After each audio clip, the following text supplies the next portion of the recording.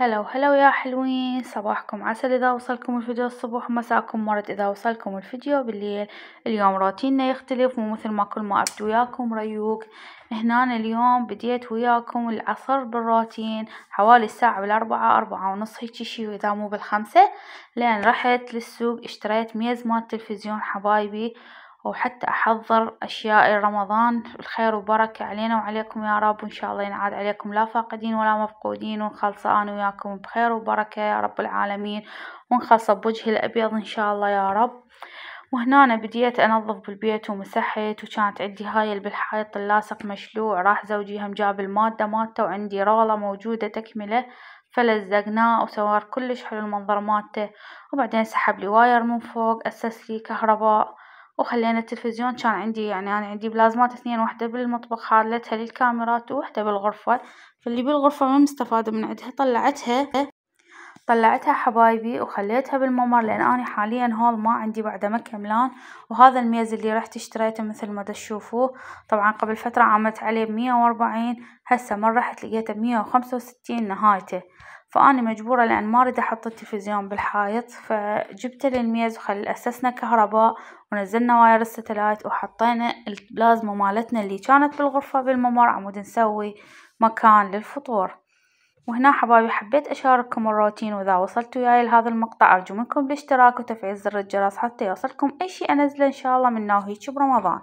وحبيت أشارككم تفاصيلي ويومي وكل ما هو. صح تعبنا والله حوالي للساعة 12 بالليل وإحنا ما متعشين، وبس دا ننظف ونرتب دا نحضر رمضان إن شاء الله، ليعود علينا وعليكم يا رب العالمين بالخير، ونطلع منه بوجه الأبيض، وإن شاء الله يخلص كل رمضان أفراح، وإن شاء الله صيام مقبول وإفطار هني حبايبي. وما أوصيكم بعد برمضان صيام قراءة قرآن وصلاة، مو بس الامتناع عن الأكل.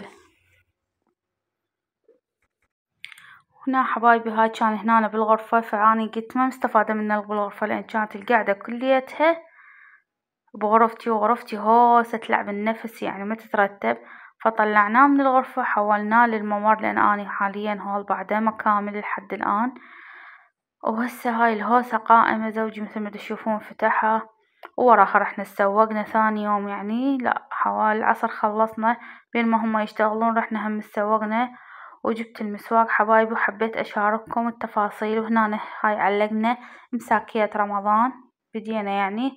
وهنا هاي سويت هذا الركن حبايبي، مثل ما تشوفون جبت هاي المبخرات اثنين، همت والله أسعارهن على الوحدة على 6.5 أخذتها، هي على الكهرباء، بس شنو سريعة بساعة يروح البخور من عندها، مو مثل اللي تخليه انتي تجمر. هاي حبايبي شوفوا مثل ما تشوفون صورت لكم اياها. هذا حبايبي البخور جبته اسمه بيت العطر، اي بيت العطر. الباكيت هذا اخدته ب7. شوية الأسعار كلش غالية، ماكو شي مصاعد، لا البخور لا المسواق لا اللحوم لا البقوليات، كل شي صاعد حاليا، خاصة هو على مود الدولار، ومنها اجى رمضان فاستغلوا الفرصة الحمد لله والشكر. فالسوق كلش صاعد، وأنا خليتها بالأخير آخر يوم برمضان، لأن تعرفون يعني أنا عندي جهال، ومثل ما يقول إذا حضر قبل فترة ما يخلوه، وإذا سوى قبل فترة يخلص المسواق، فخليته آخر يوم بشعربان. وهم يعني أنا دا ننظف بالبيت صلاة على محمد وآل محمد، وهم صاحوا يعني أهلا رمضان. وهنا هاي حبايبي مثل ما تشوفون هاي هماتين اشتريتهن وياي من السوق. هو أحلى شي برمضان زينة رمضان ومسواق رمضان حبايبي. وإن شاء الله نخلص رمضان بوجه الأبيض بالصلاة والصوم وقراءة القرآن والاستغفار حبايبي، والتصدق للفقراء، ويتقبل صيامنا وصيامكم يا رب. ما قلتولي شنو رأيكم الميز حلو؟ أنا حبيته، البنات قالوا ماما مو كلش واو بس حلو نازك. الحمد لله والشكر، المهم قدرنا نجيبه أحسن من علقه بالحائط، لأن يعني احنا يعني بالغرفة زرفنا الحائط وبالمطبخ، فما ردنا هم نزرف الحائط فخليناه. هاي حبايبي هاي النشرة، وهاي جبت هاي مثل الترمز مال ماي فوق للشربت وجوا للبن، أو تريدين جوا لبن وفوق شربت، كلش تخدمنا يعني، تحطين ببطنها العصاير تحطين ببطنها اللبن. هاي حبايبي تحطين بيه ثلج، وكلش يعني مفيدة أحسن من الدولكات، وشوية منظرها أحلى. هاي يقولولي تمرية، بس أنا حسب اللي شفته إنه هي مو تمرية، أعتقد هي مبخرة، ولحد الآن الجدال قائم أنا وزوجي، هو يقولي لا للتمر وأنا أقوله لا مبخرة. فانتو شوفوا شو تقولون، مبخرة لو مال تمر؟ ممكن تفيدوني بتعليقاتكم. وأني ما حبيت هاي المبخرة، هي شكلها حلو هاي بس مو عملي، لأن أنا عندي هماتين، وحدة على الكهرباء قبل فترة همات ما شغلتها هواية وعطلت.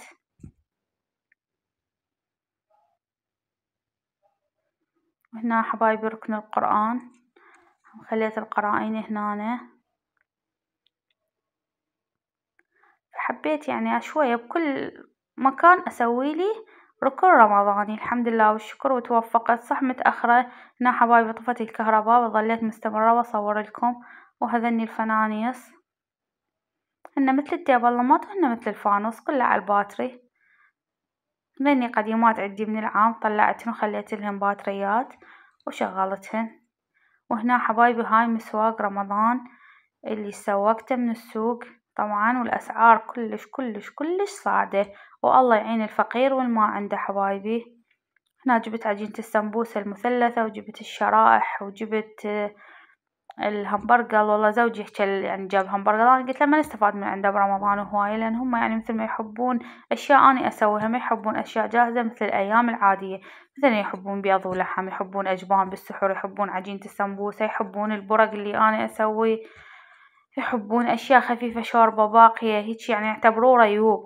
بس مال همبرجر ما همبرجر ما أتذكر، يعني ما أعتقد راح ياكلوه هذا. بس هو قال جيبيه وخليه بالثلاجة وما عليه شي. فجبت 2 لحم و2 دجاج، وجبت جبنة الموزاريلا، كنت خاف أسوي لهم فشي فطائر، أسوي لهم بيتزا شي للسحور حماتين، حتى مو دائما أطلع. وانتو تعرفون مجمدتي قبل فترة يعني راحت، فما قدرت ألف كباب حبايبي، إلا أنا الكبة اختصاصي يعني الحمد لله. أنا أسوي أنواع الكباب جنت قبل رمضان، وأنواع البورق والسمبوسة، بس هالمرة والله العظيم المجمدة كلش كلش غدرتني. يعني هسه أنا جايبة ذني السمبوسة وقلت ألف على فرغة، يعني على قد اللي يستعملوه هم اللي ياكلوه، ما أقدر أفرز هواية لأن ما عندي مكان، وما أقدر أخليه بالثلاجة تتكسر تيبس. فأني بقيت يعني شلون حايرة ما أعرف، ولا أقدر هسه أخذ مجمدة مثل ما قلت لكم، لأن منا جانا رمضان ومناك كان عندي قصة مال الكليات، فكل صار لود علي المصرف. فراح أبقى على الصيف إن شاء الله بخير وسلامة حبايبي. وهنا حبايبي سوقت الرمضان وخليت كل شي بمكانه، والمعجون خليته بالكاونتر، وهاي المعكرونة ردت باستا ما لقيت باستا. وهذا التمر هند جبت اللي بينوة، لأن العام جبت ما بينوة طلع طعمه كلش مو طيب، عبالك رمل. فجبت هذا البينوة، صح يصير قليل بس يصير طعمه كلش كلش طيب. وهذا النوم بصرة هماتين الناعم يصير أحسن من الكبار. وهاي حبايبي دراويكم إياها الطرشانة، طبعا هاي كيس كامل ب3.5، هم كاتبين عليه 3 بس يبيعوه ب3.5. طبعا بيه طرشانة وبيه كشمش وبيه عالوشة وبيه جوز وبيه هيل وكل شي بيه كامل، بس تغسليه وتخليه على النار. حتى هيل خاليله وكشمش وجوز وعالوشة والطرشانة، يعني طعمها كلش طيب. يمكن أعتقد أنا سويتها مرة بس مو للجياسة، أنا هيك أسويها، بس هالمرة لقيتها يعني جياسة وهم مكملين كل شي خالين بيه حبايبي. وهنا هاي الشعرية جبت الكيس الكبير خليته هنا عندي سطلة فارغة وخليته، وهنا كشمش. وهاي بعد طبعا أني أفرغ بالمسواق وأتذكر. ويمنا بالمحل أو الجملة رجعت دزيت زوجي بهارات جدر، جبت بهارات برياني، جبت ماجي باكيت كياسة، أو جبت ماجي باكيت هذا الصغير هماتين حبايبي. وقبل يوم كنت جايبة شاي كياسة هماتين، اللي أستخدمهن خليتهن بالعلب مقابيلي، واللي ما أستخدمه وزايد عندي هاي ماجي حبايبي دراويكم إياه، واللي ما أستخدمه أخليه بالكاونتر الثاني، لأن أني كاونتر يعني مثل ما يقول متروس بأغراض، فيلا دا أسوي لي مساحة حتى أستفاد من عدها. وإن شاء الله حبايبي برمضان أشارككم روتين بس حسب فراغي وحسب الوقت اللي يصير عندي، لأن أنا تعرفون يعني عندي جهال يروحون للمدرسة ويروحون يعني اللي تبقى يمي هاي صغيرة، فاللي ألحقه. وإذا صار لي في مجال إن شاء الله أشارككم الروتين وأشارككم فطورنا حبايبي، لأن أنتو جزء من عندنا ومن العيلة إن شاء الله على قولتي اللي يقول.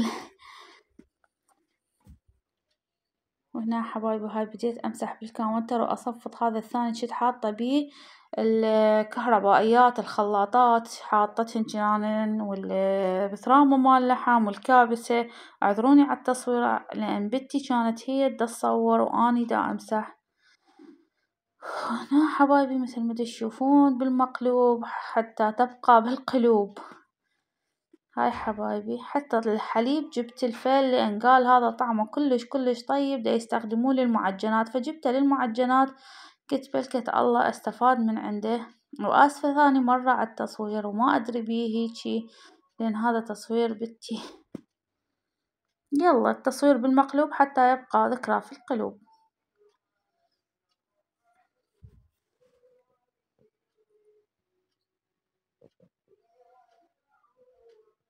وهنا حبايبي رجلي جاب لي اللحم وقطعته وخليته بالأكياسة وخليته بالفريز على قد طبخات.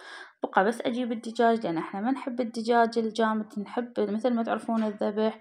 وسهمنا وسهمكم العافية حبايبي، وانتظروني في فيديو قادم وروتين قادم من قناتنا إن شاء الله راح تكبر بيكم. وأهلا بيكم بوجودي ورمضان كريم علينا وعليكم ومع السلامة حبايبي والتقيكم قريبا باي.